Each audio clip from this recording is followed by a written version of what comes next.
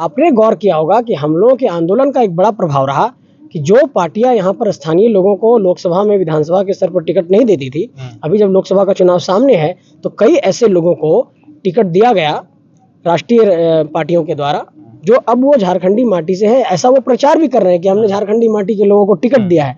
तो ये एक तो प्रेशर हम लोगों से बना है और इस प्रेशर को हमारी पहली जीत मानी जानी चाहिए। देखिए, मैं आपको गिनाता हूँ, इस पर मैं विरोध नहीं करना चाहता हूँ, लेकिन मैं आपको गिना रहा हूँ। चतरा के सांसद भी जो है हमारे झारखंडी माटी से नहीं है।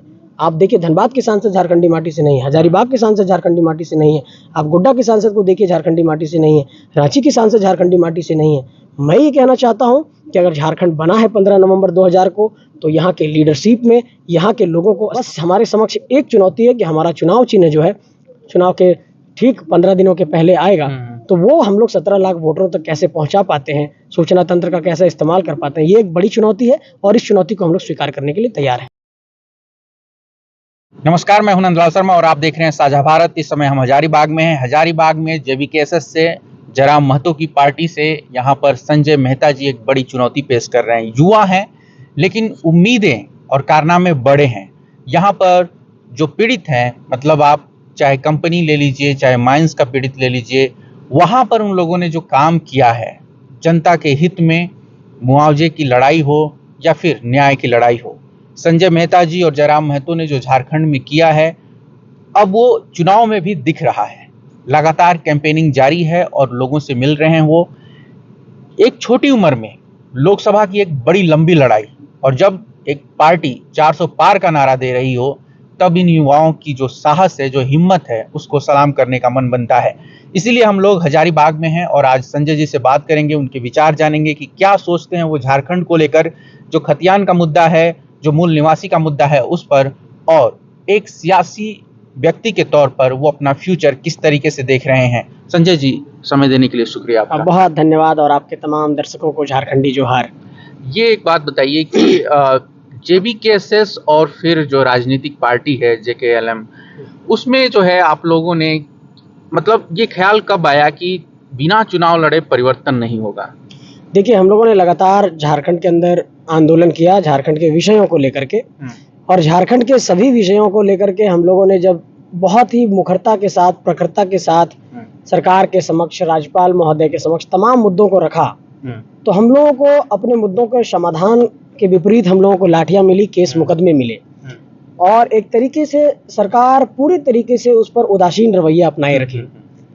फिर हम लोगों ने अपने तमाम कार्यकर्ताओं को, आम झारखंडी जनमानस को बलियापुर धनबाद बुलाया और उन लोगों से एक राय लिया कि अगर हम लोग आंदोलन कर रहे हैं और सरकार इस पर गंभीरता नहीं बरत रही है और झारखंड ऐसे दोराहे पर खड़ा है जहां से एक बेहतर भविष्य की जो परिकल्पना हम लोगों ने रची थी, और जब झारखंड अलग हुआ था तो कैसे क्या किया जाए, तो आम जनमानस ने कहा, लगभग 3 लाख की आबादी वहां जुटी थी, उन सभी लोगों ने कहा कि आप लोगों को चुनावी मैदान में आना चाहिए। और वहीं से हम लोगों ने ये फैसला किया कि हम लोग चुनावी मैदान में आएंगे, और उसके बाद हम लोगों ने लोकसभा के चुनाव में ये फैसला किया कि लोकसभा चुनाव में हम लोग चुनाव लड़ेंगे। कि हम चलती गाड़ी में हैं और लगातार संजय जी जो है चुनाव प्रचार में लोगों से मिल रहे हैं, तो रिस्पांस कैसा है? हजारीबाग में चूंकि बीजेपी भी है, इंडिया गठबंधन का कैंडिडेट भी है, और हजारीबाग एक बड़ी लोकसभा है, इसमें जो है चुनाव के नजरिए से जो है रिस्पांस कैसा है? सर, मैं आपको बता रहा हूँ कि जो रिस्पांस है वो बिल्कुल अतुल्य है और अद्भुत है, अप्रतिम है। और मैंने ये देखा है कि तमाम लोगों ने एकदम दिल खोल करके हम लोगों के मुद्दों का, हम लोगों का स्वागत किया है। गांव गलियारे में जहां भी गए हैं, मैं पहले 15 दिन से अभी घर से बाहर हूं, आप देख रहे हैं मेरी आवाज भी थोड़ी खराब हो गई है। दिन भर में 36 से 37 छोटी छोटी मीटिंग्स को, सभाओं को, स्ट्रीट कॉर्नर मीटिंग्स को संबोधित करता हूं। सुबह के 7 बजे से रात के 1 बजे तक हमारा कैंपेन चलता है। इसी दौरान गाड़ी में ही खाना है और हम लोग रात में 2-3 घंटे तक सो रहे हैं, फिर सुबह से अपनी जर्नी स्टार्ट हो जा रही।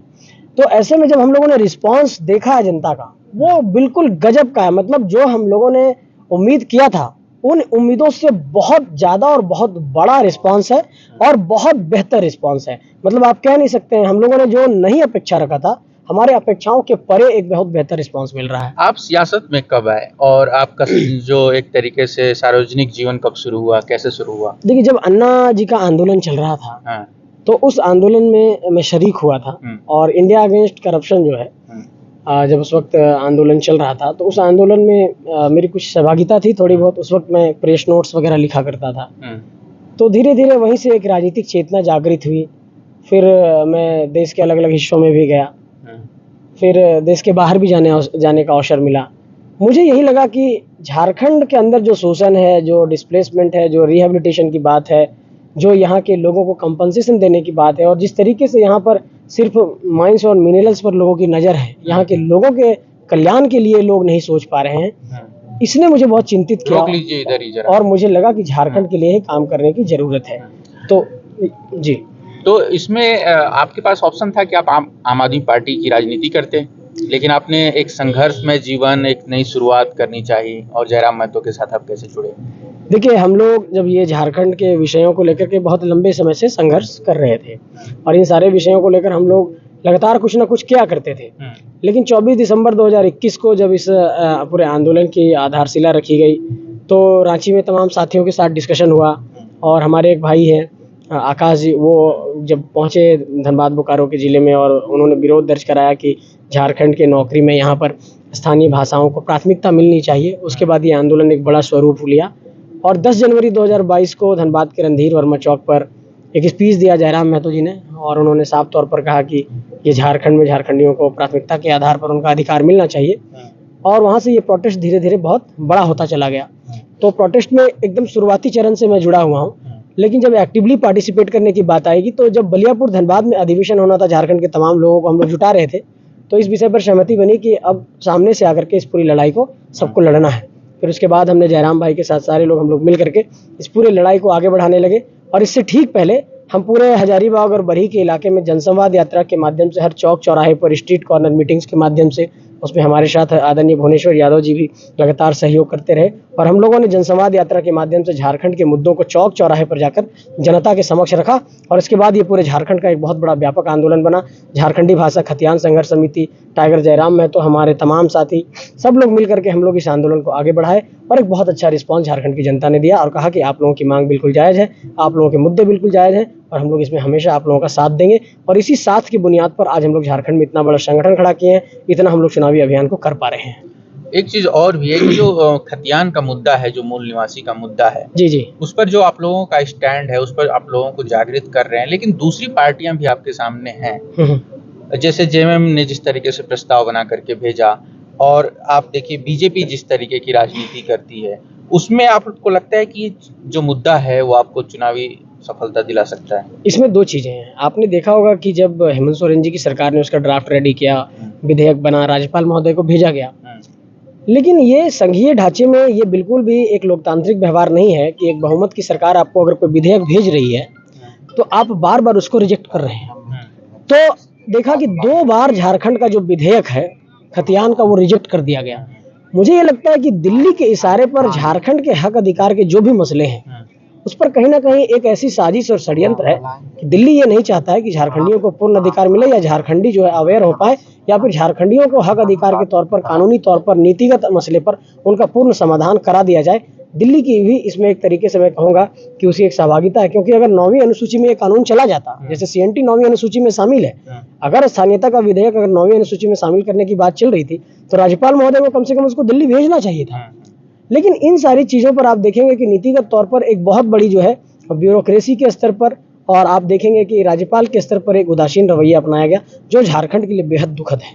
अब मैं देख रहा हूँ कि काफ़ी इमोशनल मुद्दा ये हो गया है झारखंड के लोगों का मतलब पहले से ही था, जगन्नाथ महतो और तमाम लोग उठाते रहे, हम लोग अखबार में पढ़ते रहे, लेकिन यहाँ पर मैं देख रहा हूँ महिलाएं बात कर रहे हैं, छोटे बच्चे बात कर रहे हैं, तो आप समझ रहे हैं कि किस तरीके से आप लोगों से उम्मीदें जुड़ी हुई हैं। जी, एक सांसद के तौर पर मान लीजिए 2 सांसद जीत भी जाते हैं अगर, तो ये तुरंत तो लागू होगा नहीं। सर एक बात बताता हूँ मैं आपको। हाँ। इस पूरे देश की जो परिकल्पना है, इस पूरे इंडियन डेमोक्रेसी की जो परिकल्पना है, वो वेलफेयर स्टेट की परिकल्पना है। बहुमत में कौन है, कौन सरकार चला रहा है, मायने ये नहीं रखता है। मायने ये रखता है कि जनहित के मुद्दे क्या हैं। और अगर 2 सांसद भी मुखरता से झारखंड के मुद्दे को देश के संसद भवन में अगर उसको राष्ट्रीय विमर्श में लाते हैं, उस पर बहस होती है, उस पर डायलॉग होता है, वो पॉलिटिकल डिस्कोर्स का हिस्सा बनता है, नेशनल लेवल पे वो डिस्कोर्स का हिस्सा बनता है, तो निश्चित तौर पर इस वेलफेयर स्टेट की परिकल्पना में बहुमत वाली सरकार कि ये जिम्मेवारी बनती है, ये लोकतांत्रिक जिम्मेवारी बनती है कि अगर आम झारखंडी जनमानस की 3.25 करोड़ झारखंडी जनमानस की ये मांग है तो इस भावना पर नीतिगत तौर पर विचार किया जाए और इसका नीतिगत समाधान का रास्ता निकाला जाए। इसका मतलब तो ये नहीं हुआ कि जो बहुमत में लोग रहेंगे उन्हीं लोगों का काम होगा। ये तो फिर एक तरीके से पार्शलिटी की बात हो गई, पक्षपात की बात हो गई। लेकिन पिछले आप देखिए 10 साल में जिस तरीके की नरेंद्र मोदी ने राजनीति की है, अभी आपने देखा होगा एक बयान नरेंद्र मोदी ने कहा था कि राइट्स की राजनीति है, जो राइट्स की पॉलिटिक्स। सर थोड़ा सा जो है जी, नेता पर भरोसा करिए, जो पॉलिटिक्स है, राइट्स की पॉलिटिक्स है, उसमें काफी समय बर्बाद हुआ है, देश पीछे गया है। आप जनहित की बात कर रहे हैं, राइट्स की बात कर रहे हैं, और ये जो 1932 का खतियान का मुद्दा है, ये राइट्स ही है एक तरीके से यहाँ के लोकल लोगों का। तो जब एक प्रधानमंत्री 400 पार बोल रहा है, तीसरा टर्म मांग रहा है, और उसमें आप लोगों का ये जो संघर्ष है, इसमें जो है मुझे ये लग रहा है कि कहीं ना कहीं जो है जो मेन पार्टियां हैं वो इसको ध्यान नहीं दे रहे हैं, इस पर ध्यान नहीं दे रहे, उनका फोकस नहीं है। देखिए, ये तो फिर लोकतंत्र की हत्या हो गई सर। अगर आप इन सारे मसलों पर अगर नहीं ध्यान केंद्रित करते हैं और आप चाहते हैं कि बहुमत की सरकार जो चाहेगी वही होगी, इसका मतलब कि अगर इस देश में इतनी डाइवर्सिटी है, इतनी विभिन्नता है, इतना भाषा है, इतना लैंग्वेज है, इतने यहाँ पर जाति वर्ग संप्रदाय के लोग रहते हैं और ये देश राज्यों का संघ है, तो सभी राज्यों की अपनी जरूरतें, अपनी आवश्यकताएं, अलग अलग नीतियां हैं। तो उसके आधार पर अगर इस फेडरल स्ट्रक्चर में, संघीय ढांचा में बहुमत की सरकार अगर नहीं सोचती है और डिक्टेटरशिप को अपनाती है, तो ये लोकतंत्र के लिए इससे बड़ा दुर्भाग्य क्या हो सकता है। पिछले कुछ बरस में, पिछले 10 बरस में इस मुल्क के भीतर, इस देश के भीतर जो यहाँ की लोकतांत्रिक व्यवस्था का व्यवहार रहा है, जो यहाँ की राजनीतिक सत्ता का व्यवहार रहा है, जो यहाँ पर दिल्ली में बैठी सरकार का व्यवहार रहा है, वास्तव में वो काफी निराशाजनक रहा है। और आपने देखा होगा कि चाहे आदिवासियों की बात हो, चाहे दलितों की बात हो, चाहे मूलवासियों की बात हो, चाहे जंगल उजाड़ने की बात हो, इन सारे मसलों पर राष्ट्रीय नेतृत्व जो भी रहा है, जो भी केंद्रीय स्तर पर सरकार चला रहे 10 सालों से, उन सारे लोगों ने एक निराशाजनक रवैया अपनाया। आप देखिए हसदेव जंगल का मामला, आप देखिए मुंबई के आरे जंगल का मामला, आप देखिए झारखंड के सारंडा जंगल में कितने सारे वहां पर प्लांट्स लगाए गए।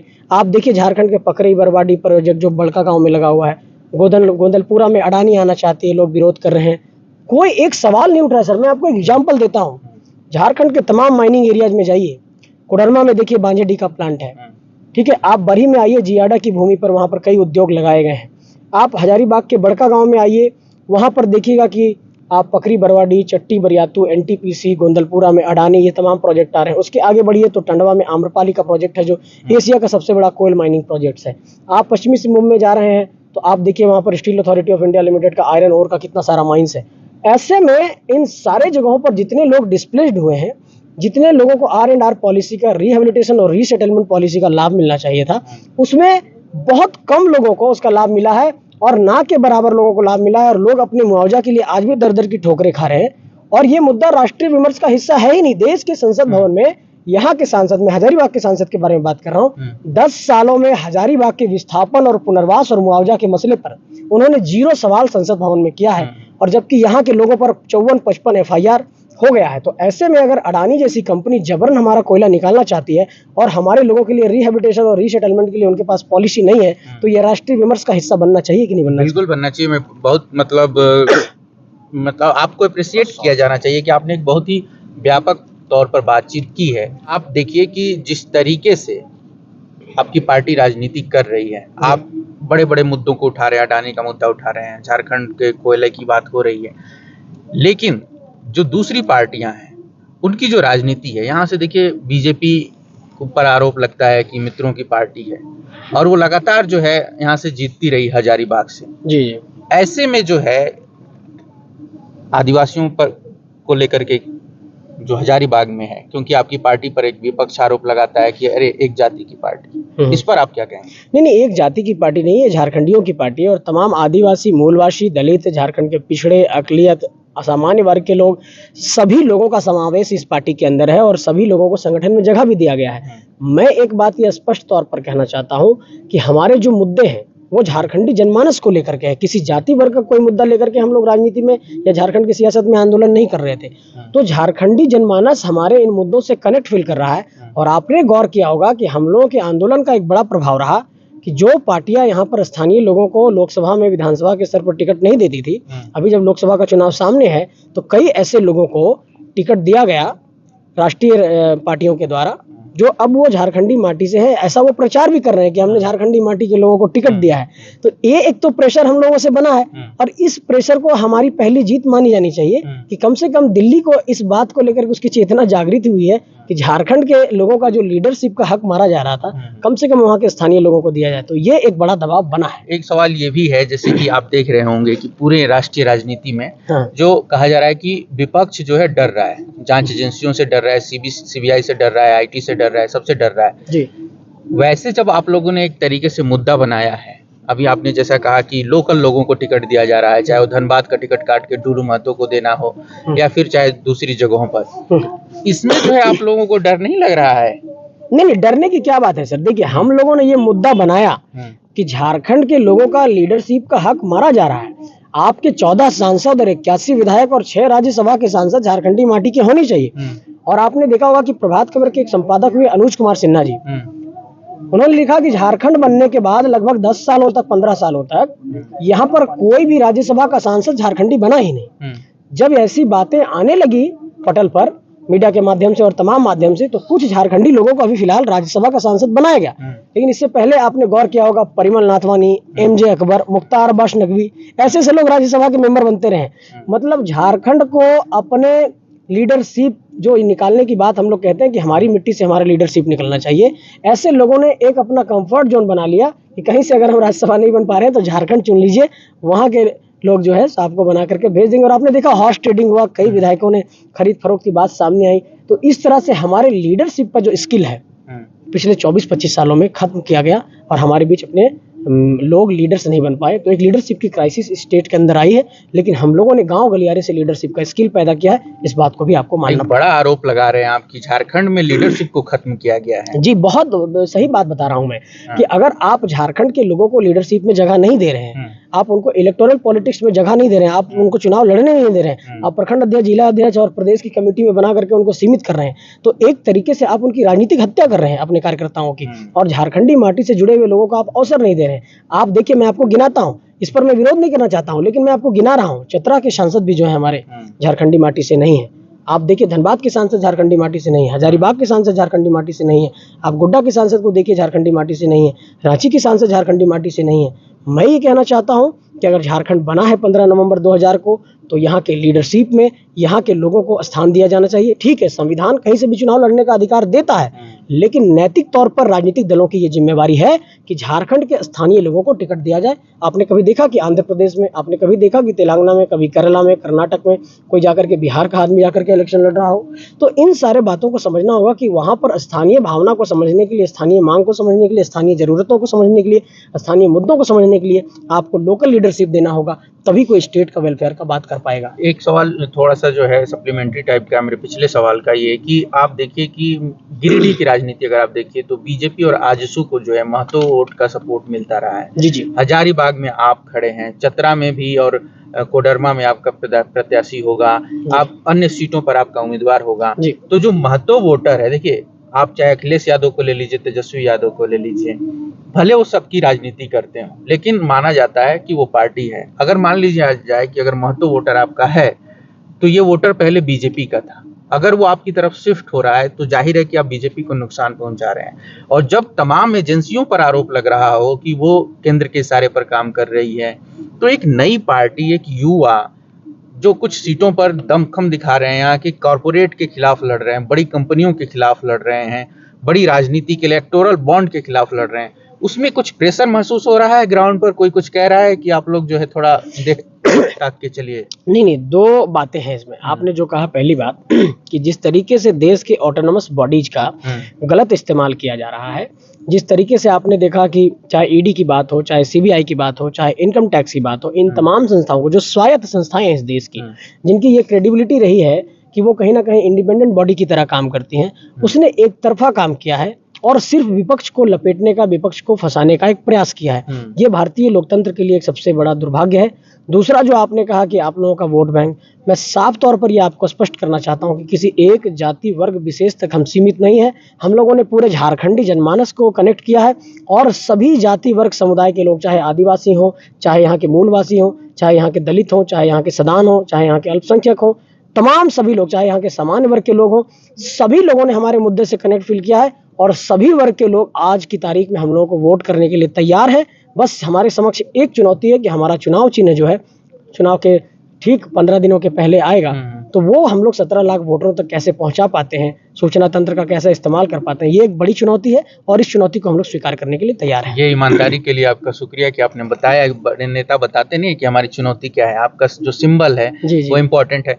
लेकिन मैं ये जानना चाहूंगा कि चूंकि मुस्लिम वोटर गिरिडीह में भी है, हजारीबाग में भी है, और जिस तरीके से पिछले 10 सालों में राजनीति हुई है, चाहे वो बीफ के नाम पर, चूंकि आदिवासी भी यहाँ काफी बीफ खाते हैं, तो मुसलमान वोटर जो है वो मारा गया है यहाँ पर मॉब लिंचिंग में। सांप्रदायिकता पर आपका स्टैंड क्या है? क्योंकि जो सेंटर की राजनीति है उसमें लगातार मुस्लिम मुस्लिम कहा जाता है। कांग्रेस के मैनिफेस्टो पर प्रधानमंत्री ने कह दिया कि इसमें मुस्लिम लीग की छाप है।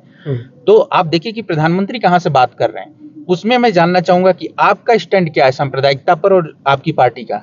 देखिए, सबसे पहली बात कि भारतीय संविधान कहता है कि भारत जो है एक धर्मनिरपेक्ष राष्ट्र है, ठीक है। तो जब यहाँ पर ये बात कही जा रही है कि सभी जाति, धर्म, संप्रदाय, समुदाय को समान सम्मान मिलेगा और सबके लिए बराबर हक अधिकार की बात की जाएगी, तो लोकतांत्रिक सत्ता के सबसे सर्वोच्च शिखर पर कोई बैठा व्यक्ति अगर ये बात कह रहा है कि किसी एक जाति, वर्ग, समुदाय पर वो हमला कर रहा है, तो निश्चित तौर पर ये एक डेमोक्रेटिक एटिकेट्स के खिलाफ है और ये सब कह सकते हैं कि लोकतांत्रिक शालीनता के खिलाफ है। और मैं साफ तौर पर यह स्पष्ट करना चाहता हूं, आपने स्टैंड की बात की है कि हम लोग सभी जाति, धर्म, समुदाय, संप्रदाय को बराबर सम्मान देंगे और जो भारतीय संविधान की आत्मा है उसके अनुरूप हम लोग काम करेंगे। कोई भी काम हम लोग गैर संवैधानिक नहीं करेंगे, असंवैधानिक नहीं करेंगे, ये बात को स्पष्ट करना चाहते हैं। आखिरी सवाल, क्योंकि हमें इशारा किया गया कि इंटरव्यू खत्म किया जाए, कि यहाँ पर जो है आदिवासी लगातार ये बात कह रहा है कि जो कुर्मी है वो हमारा हक मारना चाह रहा है, वो एसटी की मांग करना चाह रहा है, ठीक है। तो जो एसटी में शामिल करने की मांग है, इसको लेकर के आपकी पार्टी कैसे एड्रेस कर रही है, कैसे अपने लोगों को बता रही है? क्योंकि एक तरफ आपके आदिवासी वोटर के नाराज होने की भी मतलब टेंशन है और दूसरा अपने लोगों के हक और अधिकार की भी बात है। देखिए, ये जो एसटी इंक्लूजन की मांग है, इस देश के तमाम जो जाति, वर्ग, समुदाय के लोग हैं, आप देखते हो सबकी अपनी अपनी मांग होती है और सामाजिक संगठनों के स्तर पर ये मांग उठाई जाती है। जैसे झारखंड में आदिवासी समाज सरना धर्म कोड की मांग कर रहा है, कुर्मी समाज कह रहा है कि हमें एसटी इंक्लूजन दीजिए।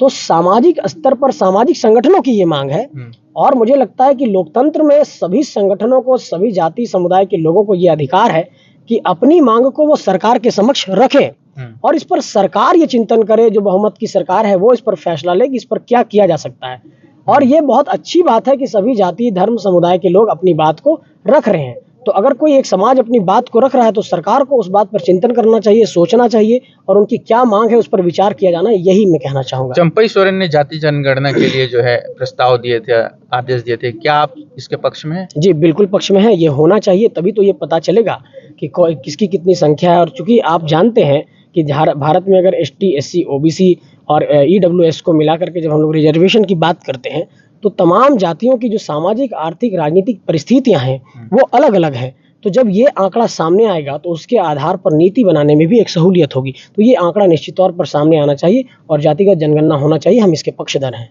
शुक्रिया संजय जी। और मैं कह दूं आपको कि आपको लोग जयराम महतो के नाम से भी पहचान रहे हैं और हम लोग ने बहुत यहाँ पर ग्राउंड रिपोर्टिंग की और पूछा कि आप संजय जी को जानते हैं, तो बोल रहे हैं कि हम जयराम को देख रहे हैं, संजय को बाद में देखेंगे। यानी कि जो है आप लोगों के पक्ष में माहौल है। आपने हमें समय दिया, बहुत शुक्रिया आपका। तो ये थे संजय मेहता जी, जो हजारीबाग से जेबीकेएसएस के उम्मीदवार हैं। बीजेपी और कांग्रेस की चुनौती उनके सामने है। 4 जून को परिणाम आएगा। तब तक हमारे चैनल पर झारखंड के अपडेट्स के लिए, ग्राउंड रिपोर्ट्स के लिए बने रहिए, देखते रहिए। आप सबका शुक्रिया, नमस्कार, धन्यवाद।